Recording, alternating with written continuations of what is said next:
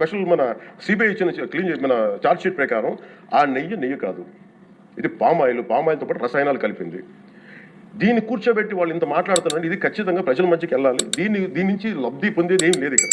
కానీ ఇది ఏంటంటే ఇది ధర్మానికి సంబంధించిన విషయం అధ్యక్ష.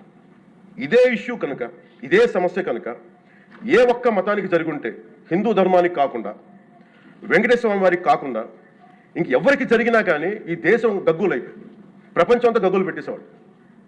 సమస్య ఏముందంటే ఇది మన ప్రతి ఒక్క హిందూ కూడా ఆలోచించాల్సింది. ఇదే వేరే ఇస్లాంకి జరిగిన, క్రిస్టియానిటీకి జరిగిన, జీసస్ క్రైస్ట్కి జరిగిన, మహమ్మద్ ప్రవక్తకి జరిగిన, అల్లాకి జరిగిన ఇలా ఉండేది కదా అధ్యక్ష. వాళ్ళు ఆ రోజు మన కౌన్సిల్లో కూడా అలా పటాలు తీసుకొచ్చేవాళ్ళు వేరే ఏ దేవత అయితే. బికాజ్ ఇది హిందువులు కాబట్టి, వీళ్ళ కులాలతో ముక్కలుగా అయిపోయి ఉంటారు కాబట్టి, హిందువులు తమ మతాలను ఎడాపెడా వీళ్ళు జోకులు వేసుకోగలరు కాబట్టి దీనికి సీరియస్నెస్ లేదు అధ్యక్ష. Before blaming anybody else, every Hindu has to take a responsibility for this. Every Hindu. ఎందుకంటే మన ఇస్లాంని మనం ఎందుకంత కూర్చోబెట్టంత వాళ్ళు గౌరవించే విధానం చూస్తే నిజంగా మనం హిందూ ధర్మాన్ని పాటిస్తే మనం గౌరవించుకోలేమనిపిస్తుంది మనకి. అది మిగతా మతాలను చూసి నేర్చుకోవాలి అధ్యక్ష. వీళ్ళకి ఏముంది, వీళ్ళు ఇంత మాట్లాడుతున్నారు తిరుపతి లడ్డు మీద. నిజంగా వీళ్ళు కనుక మాట్లాడితే, అదే వేరే మతం గురించి ఎందుకు మాట్లాడారంటే ఓట్లు పోతాయి అధ్యక్ష.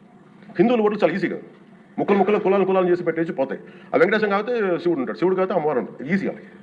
ఈ నైజం జనాల్లో మారినంత కాలం ఇలాంటివి జరుగుతూనే ఉంటుంది అధ్యక్ష. వీళ్ళు ఇలాగే మాట్లాడుతూనే ఉంటారు.